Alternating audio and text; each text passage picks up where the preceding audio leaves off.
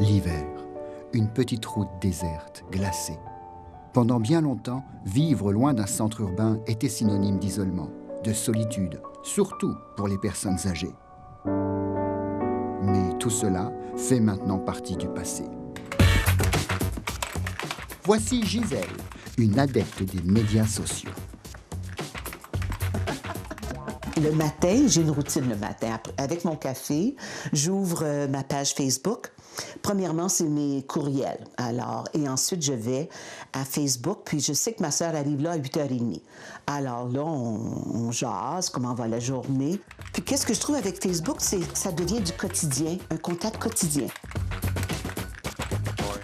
Il est certain qu'aujourd'hui, les outils du Web 2.0 sont de plus en plus conviviaux au niveau des personnes âgées. Et il y a encore quelques années, il y avait un mot que l'on entendait souvent qui était fracture générationnelle. On entend de moins en moins cette fracture générationnelle. Il y a toujours une fracture économique, mais de moins en moins de fracture générationnelle, parce que les outils sont de plus en plus conviviaux et intuitifs. Je savais que c'était une façon de clavarder avec, disons, ma famille ou mes amis. Alors, j'ai dit, bon, bien, je vais l'ouvrir pour ça. Ça, c'était ma raison principale d'ouvrir une page de Facebook. Alors, je suis allée, puis c'est tellement facile. Aux États-Unis, de mars 2009 à mars 2010, on a observé une augmentation de 922% chez les plus de 55 ans qui utilisent Facebook. Et les femmes sont 2 fois plus nombreuses que les hommes. Toute ma famille est à Timmins. Alors, mes 2 sœurs et mon frère sont à l'ordi. Il y en a un, c'est pas en mise en point, là. C'est pas important pour lui, l'ordi, alors. Mais j'ai un contact continu avec les 3.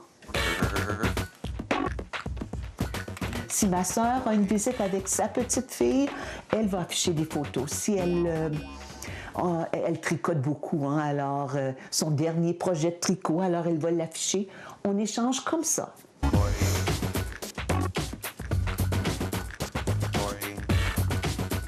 J'ai appris à transférer des photos aussi avec la caméra digitale. Mes filles m'ont acheté une caméra digitale.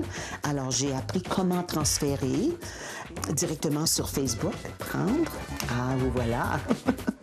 Si on regarde le taux et la vitesse d'adoption du web, de toutes ces nouvelles applications, le taux d'adoption est phénoménal. Parce que nos parents sont décédés, tout à coup, nous n'avons plus le contact avec nos...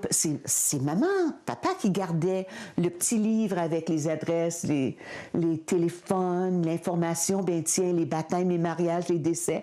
C'était eux autres. Le point de contact, c'était les parents. Alors, si je voulais de l'information, j'allais voir maman. Puis c'est maman qui m'informait de cousins, cousines. Mais quand cette génération-là part, comment est-ce que nous établissons nos contacts avec cousins, cousines? Bien, où sont-ils? Ils sont sur Facebook. Au Canada, il y a plus de 17 millions d'utilisateurs Facebook, soit près de 52% de la population. Sur ces 17 millions, 2% seulement sont des aînés de plus de 65 ans. Cela représente tout de même pas loin de 350 000 personnes. Je ne sais pas si vous connaissez le principe de Farmville, où vous devez avoir des voisins pour augmenter votre ferme, pour agrandir votre ferme. Alors, j'ai accepté et puis j'ai mordu dedans tout de suite.